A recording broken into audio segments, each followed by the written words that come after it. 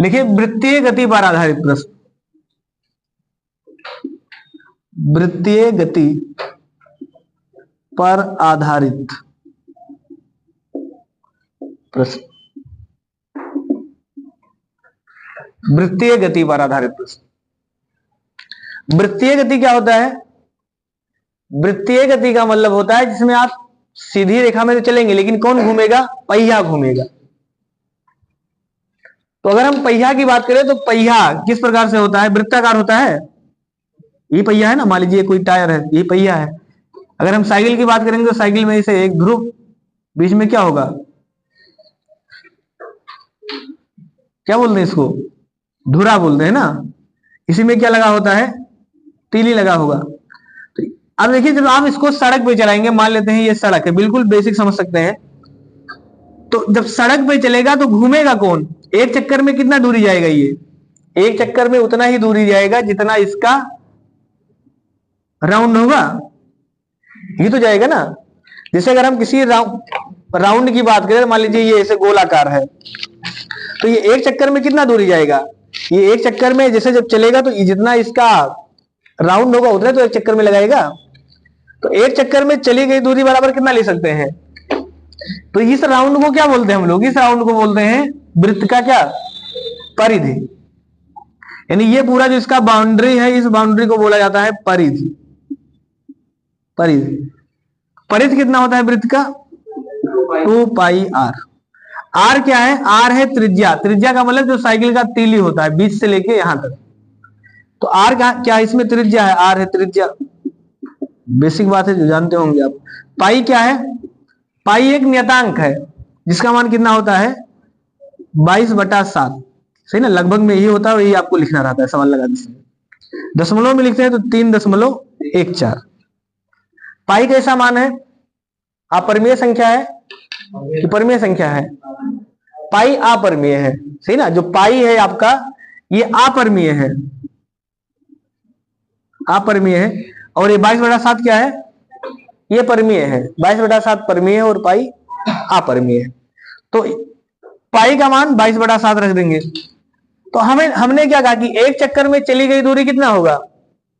जितना वृत्त का परिध होगा, पहिए का परिध होगा। ये आप लोग क्या करते हैं ना, इस चीज को रटते हैं, इस चीज को दिमाग में लगाना है। जैसे अगर साइकिल है तो साइकिल एक चक्कर में कितना दूरी जाएगा? जितना इसका एक राउंड होगा। ऐसे चलता है ना, साइकिल घिस के चलेगा। तो एक चक्कर में जैसे मान लीजिए ये इसको हमने घुमाया, तो अगर ये घूमते घूमते यहां से घूमेगा, जब इसका दोबारा एक चक्कर पूरा होगा तो पता चलेगा यहां से यहां आ गया। इसका मतलब यहां से यहां तक ये जितना दूरी होगा उतने क्या होगा? उतने इसका एक चक्कर होगा। समझ में आ गया ना सबको? तो हम क्या लिख लेंगे? वृत्त की परिधि बराबर क्या होता है? 2 पाई आर। और एक चक्कर में चली गई दूरी बराबर पहिए की परिधि। सही ना, या वृत्त की परिधि। तो लिख लेंगे एक चक्कर में चली गई दूरी कितना होता है? एक चक्कर में चली गई दूरी बराबर होगा पहिए का परिधि। और परिधि कैसे निकालते हैं? इसको निकालते हैं 2 पाई आर से। कभी कभी इसको लिखते हैं, क्योंकि 2r बराबर होता है व्यास, डी होता है ना, तो इसको हम ऐसे भी लिख सकते हैं पाई इंटू डी से। तो डी क्या हो जाएगा? व्यास होगा। जहां पर डी क्या है? ये है व्यास। व्यास क्या होता है? व्यास होता है त्रिज्या का डबल। ठीक ना, यानी यहां से यहां तक और इधर भी जोड़ दे, यानी पूरा यहां से यहां तक जोड़ दे, तो ये क्या है? आपका व्यास है। अच्छा, जीवा सुने हैं? जीवा, हाँ, सबसे बड़ी जीवा ये ना, तो इसको हम बोलते हैं सबसे बड़ी जीवा। तो एक वृत्त में कई जीवा होता है? एक वृत्त में कितनी जीवाएं?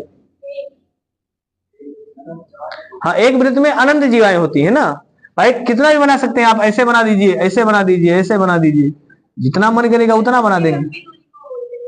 नहीं, जीवा ये भी है, इसको भी जीवा बोलते हैं, ये सब जीवा है। समझ में आ गया ना? वैसे भी चित्र में इसका कोई मतलब नहीं है।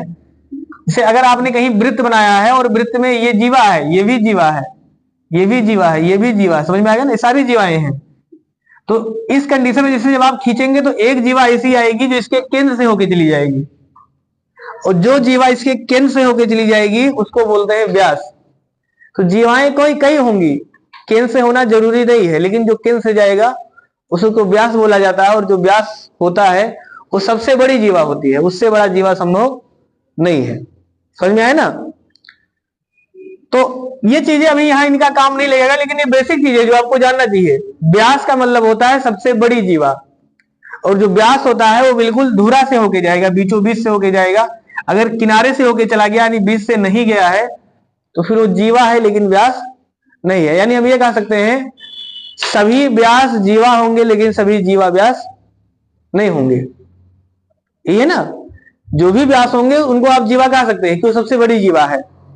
लेकिन जो जीवा होगा वो सब के सब व्यास नहीं कहलाएंगे, लेकिन जो व्यास होगा वो जीवा कहलाएगा। तो एक चक्कर में चली गई दूरी कितना होगा? एक चक्कर में चली गई दूरी बराबर पहिए का परिधि। कैसे निकालेंगे पहिए का परिधि?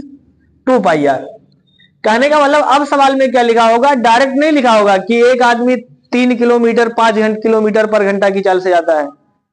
अब पहिए का परिधि लिखा होगा, तो परिधि डायरेक्ट भी लिखा हो सकता है या उसकी त्रिज्या लिखी होगी। तो त्रिज्या लिखी होगी तो हमको क्या करना पड़ेगा, परिधि निकालना पड़ेगा। एक चक्कर में चली गई दूरी निकालना पड़ेगा। लिखिए सवाल।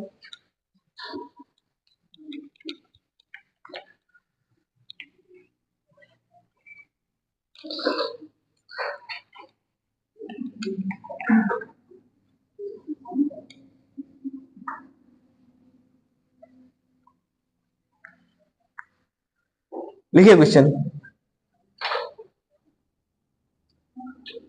एक पहिया की त्रिज्या, एक पहिया की त्रिज्या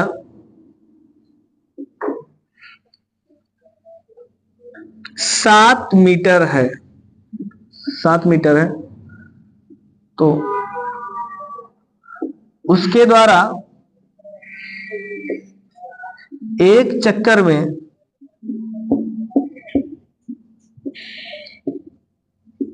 चली गई दूरी होगी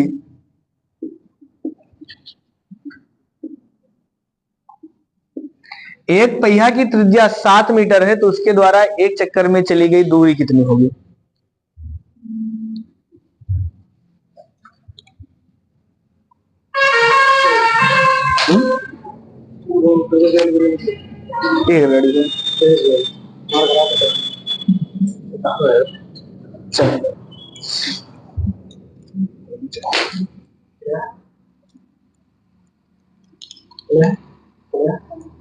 चलो भरा लीजिए बाय, चलो भरा रहे सही।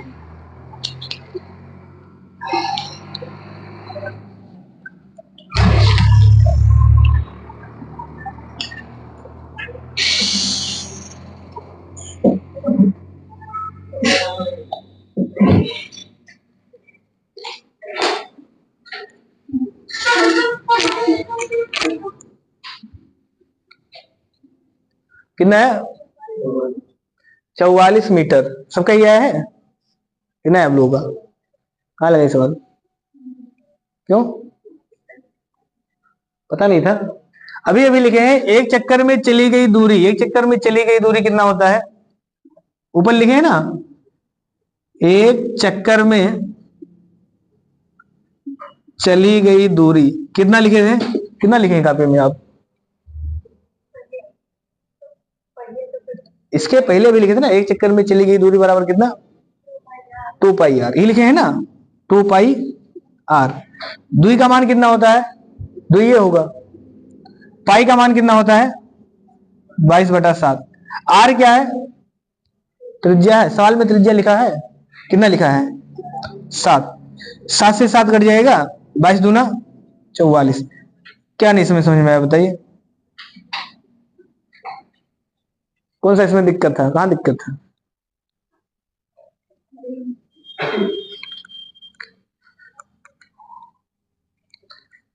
लग जाएगा ना सबका? बिल्कुल फार्मूला पर सवाल था।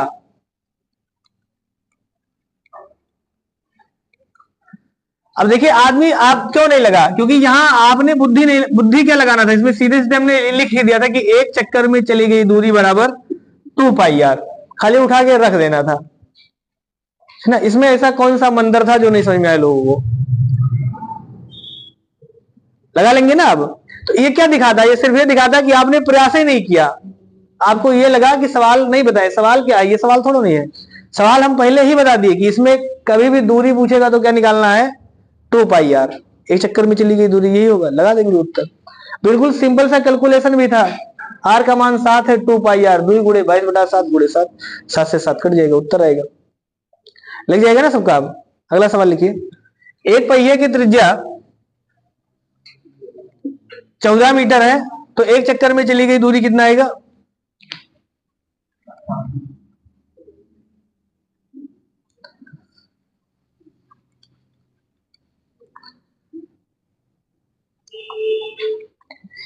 कभी भी एक चक्कर में चली गई दूरी निकालना है तो आपको यही वाला फार्मूला लगा देना। इतना इकाई आएगा। इकाई का मतलब मात्रक है। मीटर लिखा होगा मीटर लिख देंगे, सेंटीमीटर लिखा होगा सेंटीमीटर लिख देंगे, किलोमीटर लिखा होगा किलोमीटर लिख देंगे, आ जाएगा ना सबका। कितना आ जाएगा? 2πr, 2π 22/7 गुणे r। r का मान 14 है, 7 से काट देंगे, 7 दूनी 14, तो 22 दूना 44 दूना 88 मीटर। लगा लेंगे ना सभी लोग। किसी को दिक्कत है यहां तक? लिखिए दूसरा सवाल।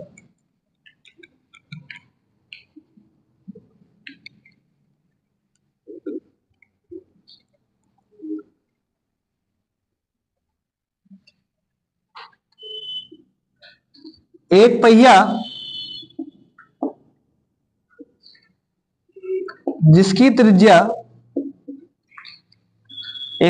त्रिज्या 7 सेंटीमीटर है, 7 सेंटीमीटर है,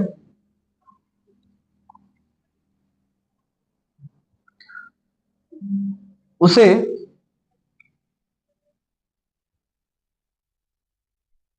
4.4 मीटर की दूरी तय करने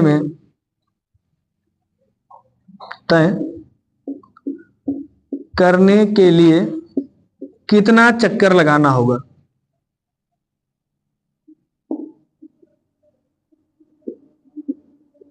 बताइए। एक पहिया जिसकी त्रिज्या 7 सेंटीमीटर है, उसे 4.4 मीटर की दूरी तय करने के लिए कितना चक्कर लगाना होगा?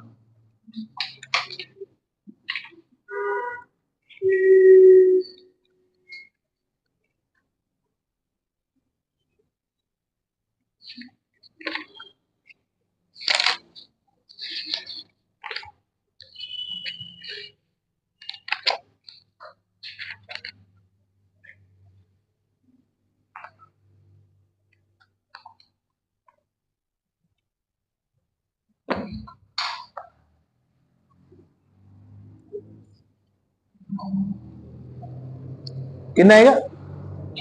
10 चक्कर। आपका सबका 10 चक्कर आ जाएगा ना सबका? नहीं आया? एक चक्कर में चली गई दूरी निकाल सकते हैं? बताइए। एक चक्कर में चली गई दूरी, पहिया एक चक्कर में कितना दूरी जाएगा, ये निकाल पाएंगे नहीं निकाल पाएंगे? तो 7 सेंटीमीटर जाएगा, ये बताए हैं। पहिया एक चक्कर में कितना दूरी जाता है? 2πr जाता है, सही ना। ये तो त्रिज्या लिखा है, सही ना। अभी पहिया हमने बनाया था कि पहिया क्या है, पहिया की त्रिज्या क्या होती है? ये वाली त्रिज्या है। तो ये वाला अगर r होगा जाएगा कितना? ये वाला जाएगा, सही ना, जो इधर लिखा है ये परिधि। और ये कैसे निकालेंगे? ये कितना आएगा? तो ये आता है 2πr से। एक चक्कर में कितना दूरी जाएगा? कितना? 44। 44 क्या आएगा? Centimetre metre? सेंटीमीटर आएगा। निकाल लेंगे ना यहां से। तो एक चक्कर में चली गई दूरी बराबर, इधर है, एक चक्कर में चली गई दूरी बराबर कितना होगा? 2πr। 2πr से भी सवाल लगाए थे, 2 गुणे 22/7 गुणे r का मान कितना है? 7। 7 से 7 कट जाएगा, ये कितना आ जाएगा? 22 दूना 44 सेंटीमीटर। तो एक चक्कर में कितना जाता है? 44 सेंटीमीटर। आपको कितना जाना है? 4.4 मीटर। जाना कितना है, कुल दूरी कितना है, तो कुल दूरी बराबर कितना है, 4.4 मीटर है। अगर इसको हम सेंटीमीटर में बदल लें तो कितना आएगा, ये मीटर से सेंटीमीटर बदलने के लिए क्या करते हैं, 100 का गुणा करेंगे, क्योंकि 1 मीटर बराबर 100 सेंटीमीटर होता है। तो हमसे 4.4 मीटर पूछा, 100 का गुणा कर देंगे, तो 4.4 गुणे 100 ये आ जाएगा सेंटीमीटर में। अब इतना सेंटीमीटर जाना है और एक एक चक्कर में आप कितना सेंटीमीटर जाते हैं, 44। तो कुल चक्कर आ जाएगा यहां से, कुल चक्कर। जैसे आप एक कदम में 1 मीटर जाते हैं और आपको 100 मीटर जाना है तो कई कदम चलेंगे, 100 कदम चलेंगे। वैसे आपको इतना जाना है और एक कदम में कितना जाते हैं, 44, तो भाग कर देंगे, आ जाएगा उत्तर। तो भाग कर दीजिए, इसका 100 में गुणा करेंगे, कितना आ जाएगा, ये आपका 440/44 ये आएगा ना। और 44 इसको काट देंगे, कितना आएगा, 10 चक्कर। लगा लेंगे सभी लोग। अब इससे आसान सवाल नहीं है, क्या है, ये तो आदमी अंधधुआ बता देगा। अगर ये 44 आ गया, एक चक्कर में चली गई दूरी, और हमने सीधे सीधे लिख दिया कि एक चक्कर में चली गई दूरी कहीं से भी लाइए, कितना लाना पड़ेगा, 2πr, लिख देंगे, उत्तर आ जाएगा। अगर डायरेक्ट लिखा है कि एक चक्कर में चली गई दूरी, जैसे हम कहें कि आप एक चक्कर में कहीं भी जाते हो, एक चक्कर में आप 1 किलोमीटर जाते हो, तो 5 चक्कर में कितने किलोमीटर जाएंगे, 5 किलोमीटर जाएंगे।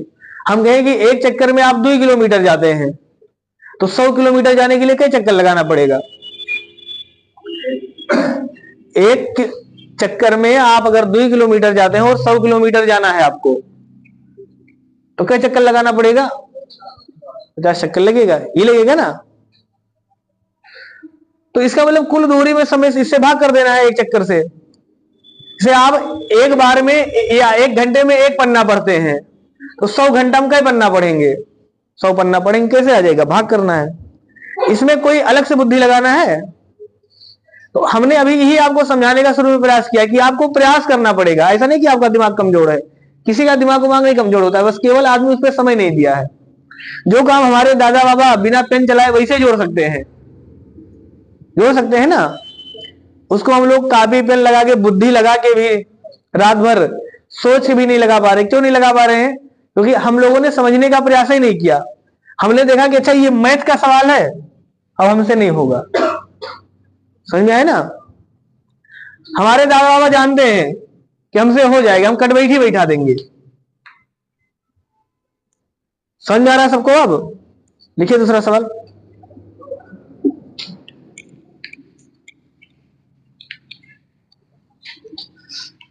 सबसे पहले आप अपने मन को जीतिए। अगर मन नहीं जीत पा रहे हैं तो फिर कैसे काम चलेगा। कविता है ना हाई स्कूल या इंटर में, मन के हारे हार है, मन के जीते जीत। अगर मन ही हार गया तो फिर आप कुछ नहीं कर सकते, कर पाएंगे कुछ नहीं कर पाएंगे। मन हार जाएगा तो आप रजाई में से निकल नहीं पाएंगे ठंडी में। घर वाले बहुत बोलेंगे तो बहुत ज्यादा दिक्कत हो जाएगा कि अब नहीं निकलना, तो आदमी आज सर दर्द कर रहा है, सही ना। अब आदमी शांत हो जाएगा कि अच्छा ठीक है दवाई ववाई खा लो, तो आदमी फिर क्या कहेगा, अच्छा ठीक है उठ के दवाई ववाई खा लो फिर सो जाना। तो जब आप ठान लेंगे नहीं निकलना तो कोई नहीं निकाल सकता, निकाल देगा। लिखिए दूसरा सवाल लिखिए। साइकिल का एक पहिया 11 किलोमीटर की दूरी तय करने में 5000 चक्कर लगाता है।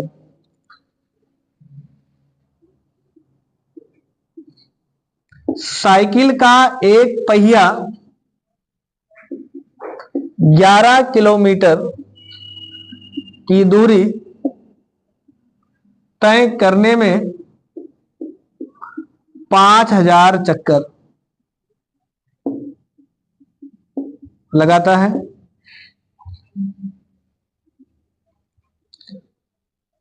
पहिए का व्यास कितना है, पहिया का व्यास,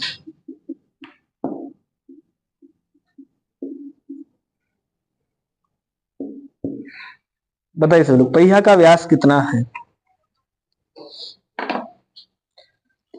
35 centimetre, 70 centimetre, 84 centimetre, 110 centimetre. 35 centimetre, 70 centimetre, 84 centimetre और 110 सेंटीमीटर।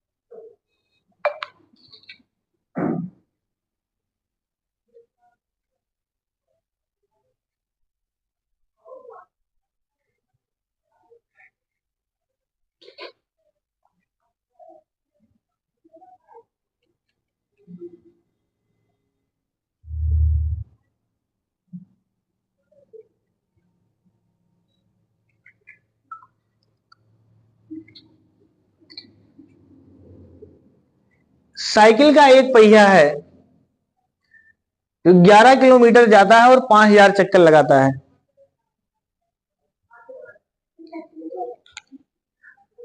चलिए देखना पड़ेगा कौन सा सही है। व्यास बताना है, व्यास मतलब त्रिज्या और व्यास में अंतर है ना। व्यास व्यास से 35 आया है, त्रिज्या 35 आया है। चेक कर लेना, मतलब हमें नहीं पता कौन सा है, क्योंकि आर का मान निकाले होंगे तो आर का डबल कर देंगे, व्यास आ जाएगा। तो आपका कौन सा है 35?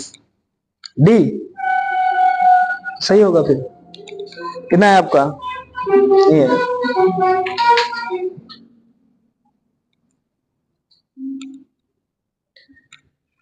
चलिए समझिए सवाल में क्या करना है। पहले सबसे पहले 2 पाई आर नहीं लगाएंगे। 2 पाई आर क्यों लगा रहे हैं?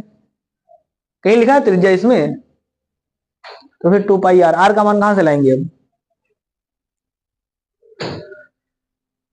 2 पाई आर निकालना तब जाता है जब एक चक्कर में चली गई दूरी निकालना हो।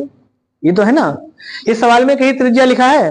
नहीं लिखा। तो 2 पाई आर, आर कहां से लाएंगे भाई? जो चीज हमको नहीं पता है उसकी बात क्यों करेंगे?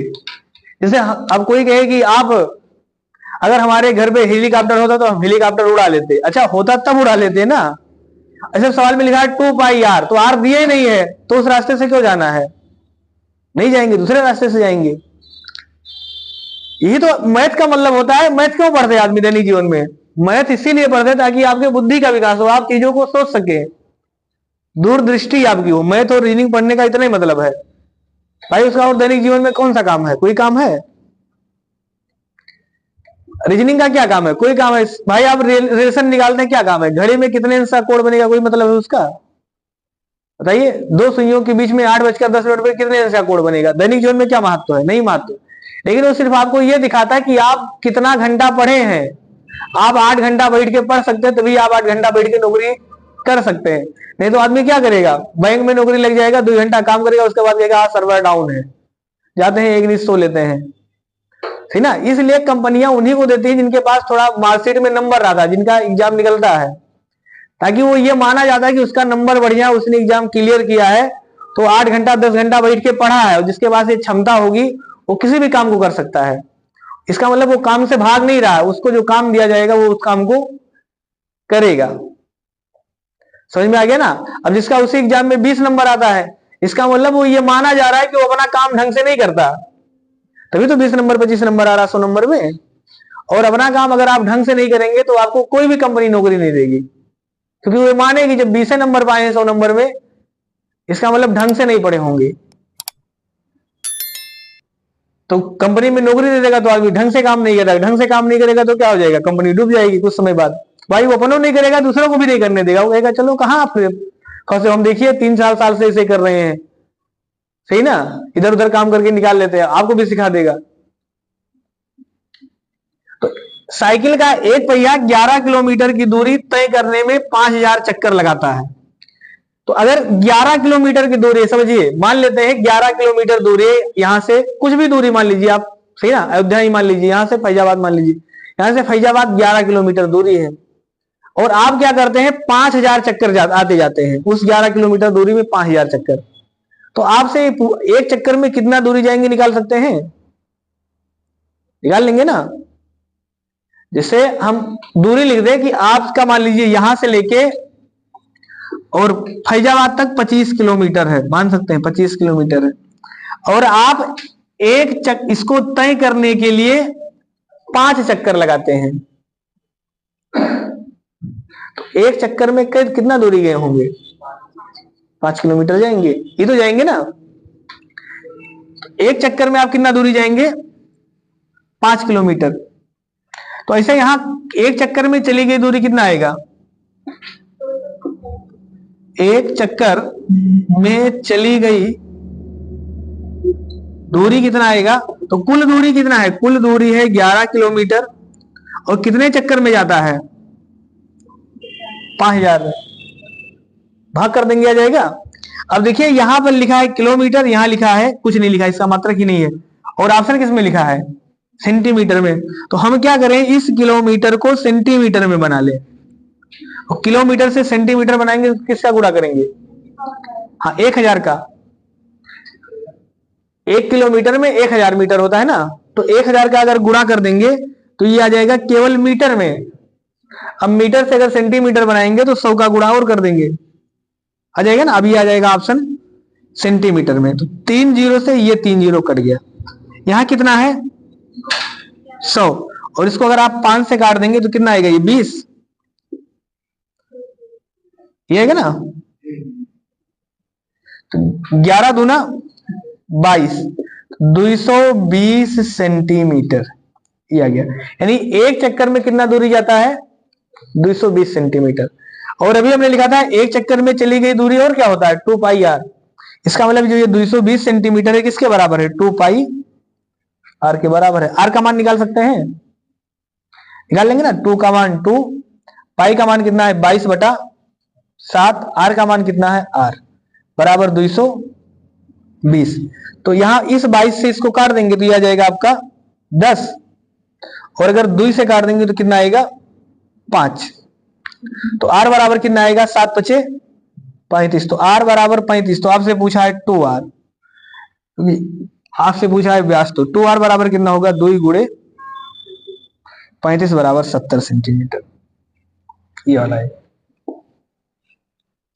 लगा लेंगे ना सभी लोग। अब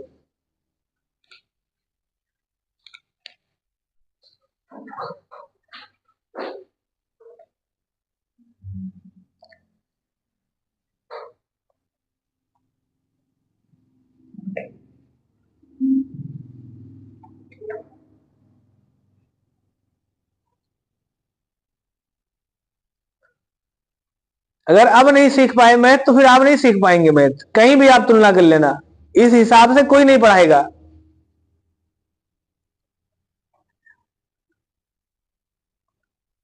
क्योंकि हम बिल्कुल जमीनी स्तर पे जाके बता रहे हैं आपको, कंपटीशन के साथ साथ बिल्कुल बेसिक बता रहे हैं। क्या हुआ, कोई दिक्कत है?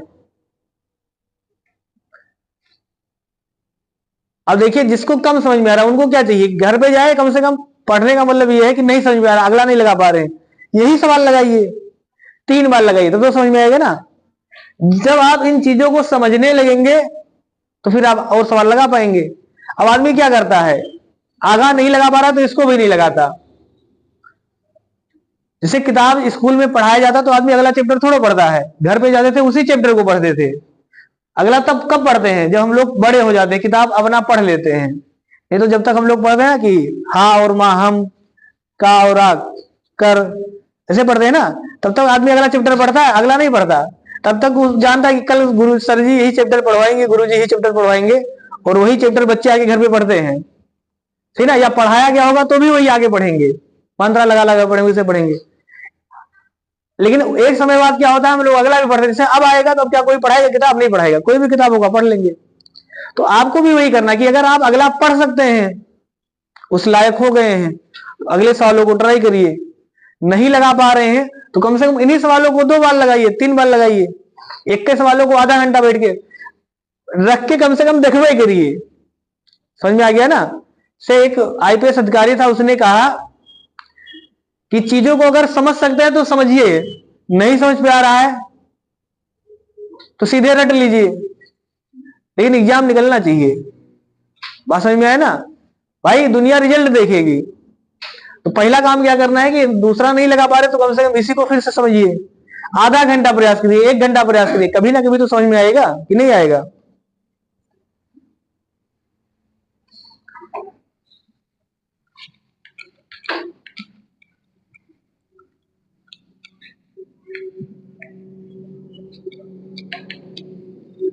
देखिए दूसरा सवाल,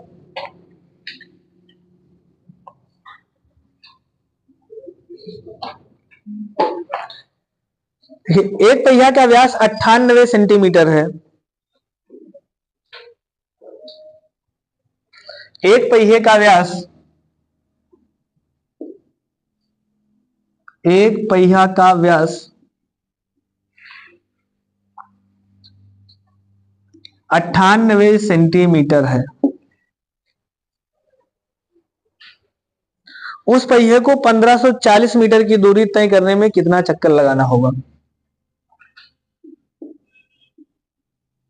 उस पहिया को 1540 मीटर की दूरी तय करने में कितना चक्कर लगाना होगा?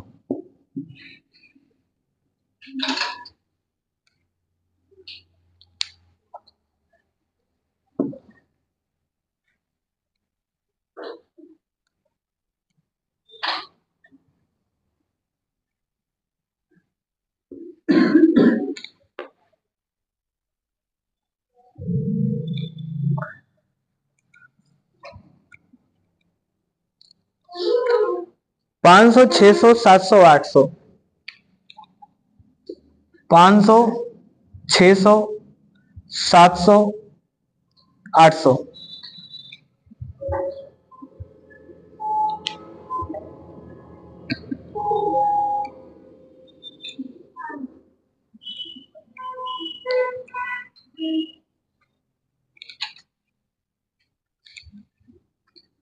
आ जाएगा सबका 500।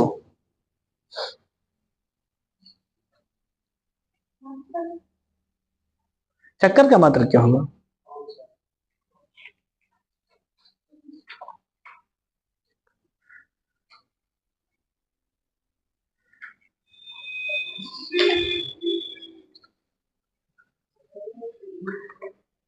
एक पहिया का व्यास दिया है, तो डी बराबर कितना लिखा है? 2r। 2r बराबर कितना है? 98 सेंटीमीटर। तो r बराबर कितना हो जाएगा? 2 से काट देंगे, कितना जाएगा? 49 सेंटीमीटर। यानी जो पहिया है उसकी त्रिज्या कितनी है? 49 सेंटीमीटर। तो हम एक चक्कर में चली गई दूरी निकाल लें, निकाल लीजिए। एक चक्कर में चली गई दूरी, एक चक्कर में चली गई दूरी 2πr ये होता है। इसको रख देंगे 2πr, तो 2 गुणे पाई का मान 22/7 और r का मान 49। 7 से काट देंगे, 7 सत्ता 49। 7 का यहां गुणा करेंगे, 7 दूनी 14 गुणे 22 कितना जाएगा? ये 14 दूना 28 के 8 हासिल 2, 14 दूना 28, 28 और 2 30। तो यह जाएगा 308 सेंटीमीटर। क्लियर है ना? 308 सेंटीमीटर आ जाएगा। अब हमें पता है कि हमें एक एक कदम में कितना चलते हैं, एक एक चक्कर में कितना चलते हैं? 308 सेंटीमीटर। कुल कितना चलना है? 1540 सेंटीमीटर। भाग कर देंगे, राउंड पता चल जाएगा? नहीं पता चल पाएगा? चल जाएगा ना? चक्कर की संख्या लिख लेंगे। चक्कर की संख्या बराबर कितना आ जाएगा? 1540। ये मीटर में है और नीचे कितना लिखा है? सेंटीमीटर। 308 सेंटीमीटर लिखा है। अब आपको दोनों काम एक करना पड़ेगा, चाहे इसको सेंटीमीटर करिए, इसको चाहे सेंटीमीटर करिए, चाहे इसको मीटर करिए, क्योंकि तभी भाग जाएगा, नहीं तो मात्रक आ जाएगा मीटर पर सेंटीमीटर, ऐसे आ जाएगा ना। समझ में आ गया ना? चक्कर का मात्रक नहीं होता, जबकि चक्कर का मात्रक कितना आएगा? मीटर पर सेंटीमीटर। इसका मतलब गलत है। तो क्योंकि एक ही मात्रक दोनों नहीं आ सकता, एक को बदल लेंगे, मीटर को बदलेंगे सेंटीमीटर में, तो 100 का गुणा करेंगे तो ये हो जाएगा सेंटीमीटर। सॉल्व कर लेंगे तो ये कितना है? देखिए 154 दूना 308 होता है, तो 154 से अगर काटेंगे तो ऊपर आ जाएगा 10, यहां आ जाएगा 2। 2 से इसको काटेंगे आ जाएगा 5। 5 का 100 में गुणा कर देंगे, कितना आ जाएगा 500। सेंटीमीटर से सेंटीमीटर कट जाएगा, इसलिए केवल केवल 500 आएगा। मैथ में कुछ भी अपवाद नहीं है, क्योंकि मात्रक यहाँ लिखा, अगर लिख रहे हैं तो इसका मतलब सेंटीमीटर सेंटीमीटर कट गया, नहीं कटा होता तो उतार देते।